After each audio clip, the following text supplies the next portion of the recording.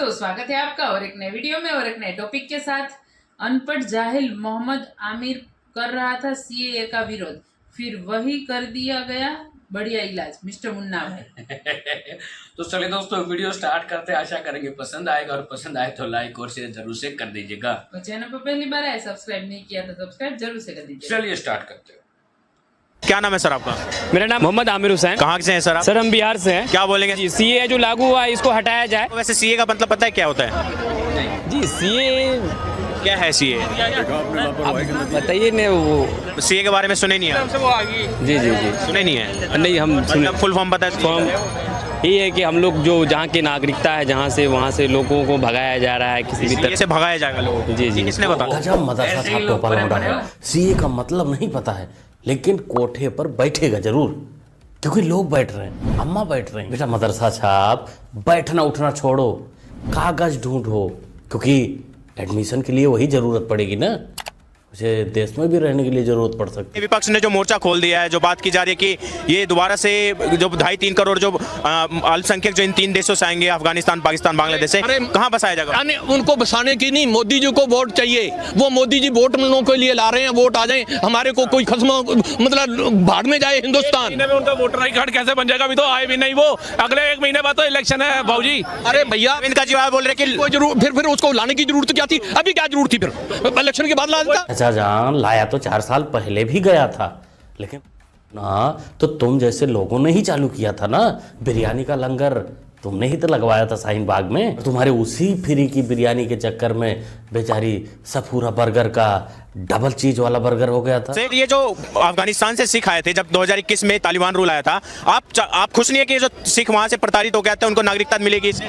अरे मैं कहता हूँ आप जो सुन लो मिले, सुनो, ये बात नहीं है, बात आप सुन लो, नागरिकता दे दो, भला ये अमेरिका वालों को भी दे दो। गुरु ग्रंथ साहिब का अपमान हुआ था, गुरु ग्रंथ साहिब को लेके आया गया था। अरे सुन ले, मोदी जी ने खुद रिसीव किया था गुरु ग्रंथ। चाहे आप अमेरिका को, सारा अमेरिका भी यहाँ बिछा दो, इंग्लैंड भी यहाँ बिछा दो। तो जरूरी नहीं जो पगड़ी पहन ले वो सिख ही हो, कुछ भेड़िए भी होते हैं। सिख भाई अफगानिस्तान में सताए गए, पाकिस्तान में सताए गए, उनको भारत सरकार लाई हिंदुस्तान में, उनको नागरिकता देने की बात चली रही है, सीए द्वारा उनको नागरिकता दी जाएगी। सिखों का सबसे बड़ा ग्रंथ गुरु ग्रंथ साहिब को अफगानिस्तान से लाया गया, लेकिन खुशी नहीं हुई इस सिख को, तो बाकी समझ सकते हैं वो क्या होगा अंदर से। 10 बार दिल्ली में भी कहा है, आप मेरी दिल्ली की बातें नहीं सुनते। मैंने 10 बार दिल्ली में बोला है कि अगर मैं 2025 तक यमुना साफ मत करूं, अगली बार मेरे को वोट मत देना। पर अरविंद, ये आपने 2015 में भी बोला था। नहीं बोला था, यमुना के लिए नहीं बोला था, नहीं बोला था, यमुना के लिए नहीं बोला था। पत्रकार महोदया शायद झूठ बोल रही हैं, क्योंकि केजरी मियां ने कभी भी नहीं कहा, वैसे झूठ तो ये बोलता नहीं, तो इसने कभी भी नहीं कहा है कि हम यमुना को साफ करेंगे। आप हमें 5 साल दीजिए, 5 साल में यमुना को इतना खूबसूरत बना देंगे कि आप अपने बच्चों के साथ पिकनिक मनाने के लिए यमुना के तट पर जाना शुरू करें, के लिए यमुना के तट पर जाना शुरू करें। अरे केजरी मियां, तुमने तो हमारा भरोसा तोड़ दिया। अब मतलब अब यही कह सकते हैं कि तो कल भी टोपीबाज गिरगिट था, आज भी टोपीबाज गिरगिट है, और उम्मीद है आगे भी रहेगा। तो दोस्तों आप लोग क्या सोचते हैं? भाई मेरा तो भरोसा इसने तोड़ दिया। कमेंट करके बताओ। ना हम बीजेपी के खिलाफ लड़ रहे हैं, ना हम एक व्यक्ति के खिलाफ लड़ रहे हैं। हिंदू धर्म में शक्ति शब्द होता है, हम शक्ति से लड़ रहे हैं, एक शक्ति से लड़। शाबाश पप्पू भैया, पहले तुम ही लोग थे जो हिंदुत्व से लड़े, उसके बाद तुमने प्रभु श्री राम से लड़ा, तो इस हाल में पहुंचे हो। अब तुम लोग हिंदुओं की माता शक्ति से लड़ोगे, जिसके आगे रक्तबीज और महिषासुर जैसे दानव भी नहीं टिक पाए। इसी लड़ाई के बाद लगता है कि तुम कांग्रेस का अस्तित्व खत्म करके ही मानोगे। वोट चोर है भाजपा, ये वोट जीतने के लिए किसी भी हद तक जाते हैं, ये सारी अनैतिक हरकतें करते हैं। इन्होंने वोट चोरी चंडीगढ़ में की, ऑपरेशन लोटस करते हैं, अभी जो हेलीकॉप्टर चॉपर यूज हो रहे हैं वो कौन खर्चा उठा रहा है? मगर जो कहते थे वैगन आर में चलते हैं, उनके मुख्यमंत्री पंजाब के हैं, उनका काफिला कैप्टन अमरिंदर सिंह से भी बड़ा है, बादल जी से भी बड़ा है। 3 दर्जन से गाड़ियों का लश्करे जर्रार चलता है, और वो तो पेट्रोल जनता का फूकता है मेरे भाई। कब से शपथ भरवाया, मैं बंगला नहीं लूंगा, बंगला ले लिया। और मैं कहता हूं जाके चेक करिए, 27 अक्टूबर 2013 इनका ट्वीट है अरविंद केजरीवाल जी का, कि मैंने सुना है कि शीला दीक्षित जी के घर में 12 एसी लगे हैं, 15 एसी लगे हैं। मैंने सुना है कि बाथरूम में भी एसी लगा है। मेरा कलेजा कांप उठता है कि कौन भरता है इसका बिल, जब दिल्ली की 40% जनता झुग्गी झोपड़ी में रहती है और उसके बाद अपने घर में 1-1 करोड़ के पर्दे। चाची जी ना फादर आप गूगल से पंगा नहीं लेने का, वो खड़े खड़े नंगा कर देता है और बजा भी देता है। अभी तुमको अपना बैकग्राउंड देखना चाहिए, तुम चमची किसकी हो? खजरी मियाँ की, जो अपने बेटे का कसम खा के भी पलट जाता है। तो तुम्हारा हाल त्रिवेदी जी क्या करेंगे? तो इसलिए फादर आप गूगल या विकिपीडिया से नो बकवास। आपने जो गठबंधन कांग्रेस से किया, एक वक्त था जब आपने कांग्रेस पर ही कहा था कि ये पार्टी सही नहीं है, करप्शन के चार्जेस लगाए, फिर उसी कांग्रेस से गठबंधन करने की वजह? आज देश की हालत इस समय समय अलग होता है, हर समय अलग होता है, परिस्थितियां अलग होती हैं।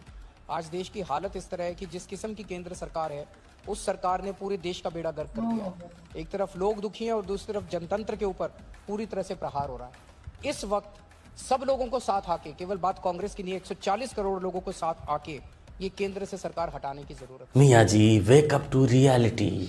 जनता नहीं परेशान है, परेशान तो तुम लोग हो जिनकी दुकान बंद होने की नौबत आ गई। इसलिए तुम लोग पूरा एक झुंड बनाकर हमला करने का प्रयास कर रहे हो और किसी भी हद तक जा भी सकते हो। पहले हमारे बारे में कहते थे कांग्रेस पार्टी किसानों का कर्जा माफ नहीं कर सकती।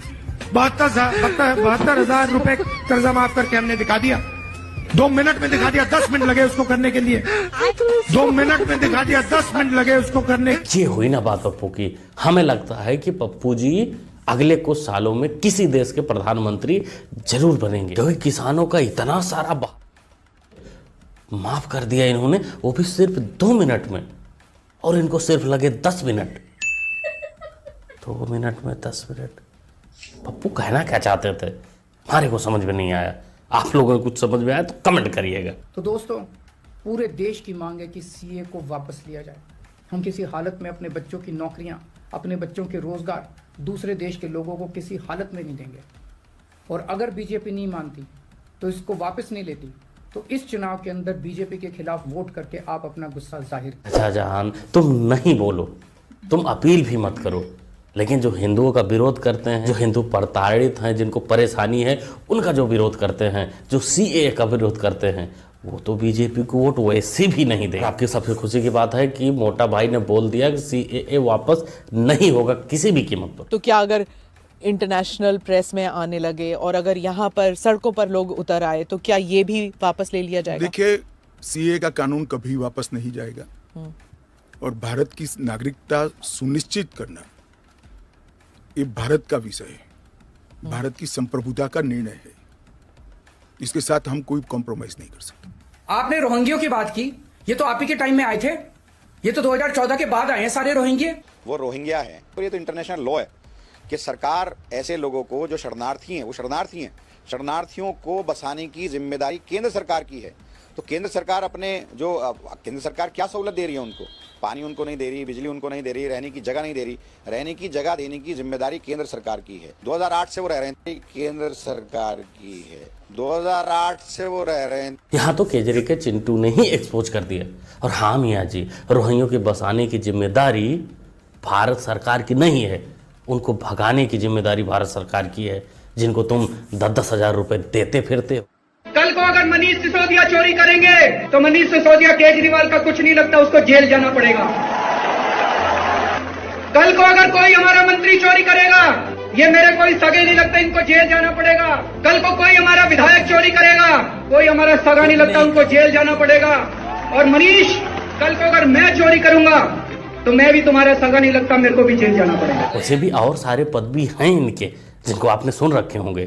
तो आप लोग चाहें तो कमेंट में इनको अलग अलग पदवी से नवाज सकते हैं। क्रिकेट ने कहां कहां रंग बदला, किस किस मुद्दे पर झूठ बोला, और उस झूठ का क्या नाम हो सकता है, जरूर बताएं, कमेंट करें। ओवरऑल पूरी वीडियो आपको कैसी लगी ये भी आप लोग कमेंट कर सकते हैं। मुन्ना भाई को सपोर्ट भी कर सकते हैं चैनल को सब्सक्राइब करके, जो कि होता है बिल्कुल फ्री। तो चैनल को सब्सक्राइब करिए और जुड़ जाइए। मिलते हैं अगली वीडियो में। Thanks for watching. तो थैंक यू मुन्ना भाई, बढ़िया तरीके से जो धुलाई की है। मेरे को तो वो स्टार्टिंग वाला दिमाग से नहीं जा रहा था पूरी वीडियो में। वो था जो सीए का विरोध कर रहा था, उसको सीए का फुल फॉर्म ही पता नहीं है, वो क्या कानून है वो भी पता नहीं है। और भाई साहब विरोध कर रहे थे, वो बोल रहे थे कि यहाँ से भगा। अरे भाई, ये तू पहले पढ़ ले।